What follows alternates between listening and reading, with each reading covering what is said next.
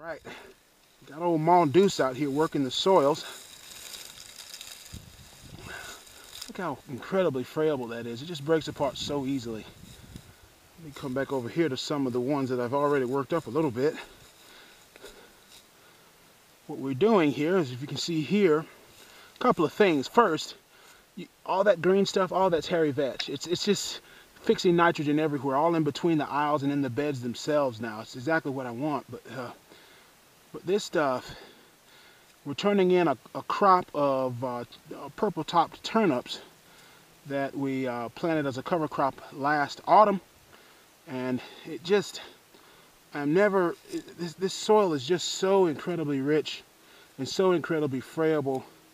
It just, I just had to break out the camera. Normally on these alternative weeks I'm spending more time with the paid portion of the website there at Greenhorn Gardening, but I just had to break out the camera today and show you that all that root matter, that plant matter, going to work back in, and that's the primary source of organic matter here now is just coming from the cover crop more than anything else.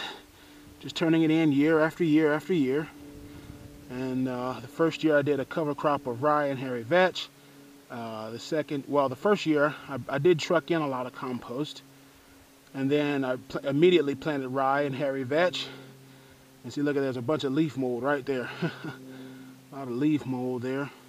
And so a lot of leaves, a lot of hairy vetch, a lot of compost, and it's just 2-3 years of that, and it's really paying off now because I don't have to work very hard at all to actually get the soil ready. It just takes a bit of an afternoon, and that's it. I'm just going to finish turning this on in,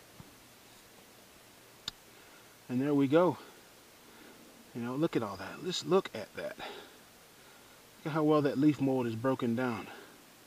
Because I put down leaf mold, and that leaf mold works. See? And that's just going to continue to break down and provide, and it's a nice rich soil. You just can't buy that. It takes time and a little bit of know-how.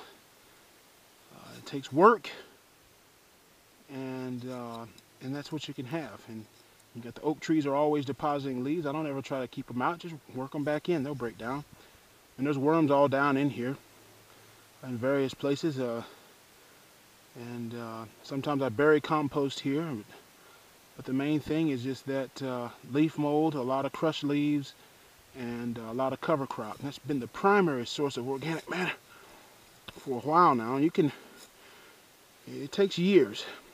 This is about year 3 on this, following this same system, so it takes time. That's the one thing a lot of people don't have a whole lot of these days. But if you're going to do organic gardening, it's best you're going to have to devote years of your life to this. And if you don't have that kind of time, that's fine. You're better to go with a container gardening. That's one of the things I'm about to work on next. Now that the Spring Gardeners course is out, I think I'll put a link to the Spring Gardeners course for those of you who are interested, but a lot of people saying that just don't have a lot of time.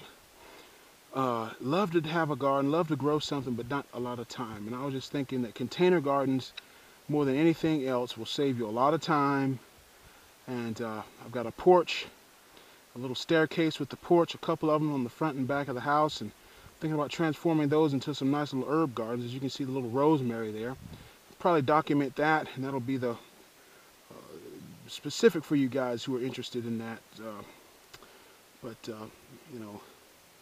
I just had to get the camera out here to show you what is possible.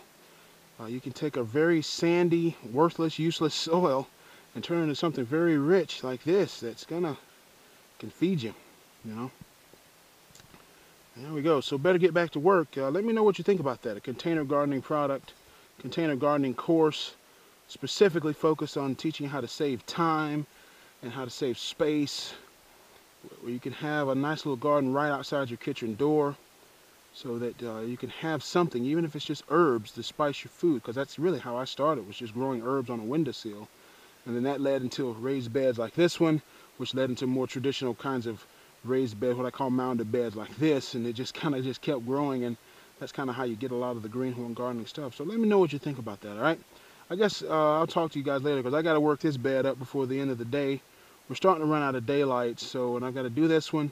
It's been a hard winter, very wet, but you know what that I think what that really means is that that drought has been broken, which is great because you can see the soil not watered at all, but it's very, very moist, holds a lot of moisture, but doesn't waterlog, doesn't sog because we're on an embankment and it's a raised bed, and so it drains water very, very well. All right, I'll check you guys later. Bye.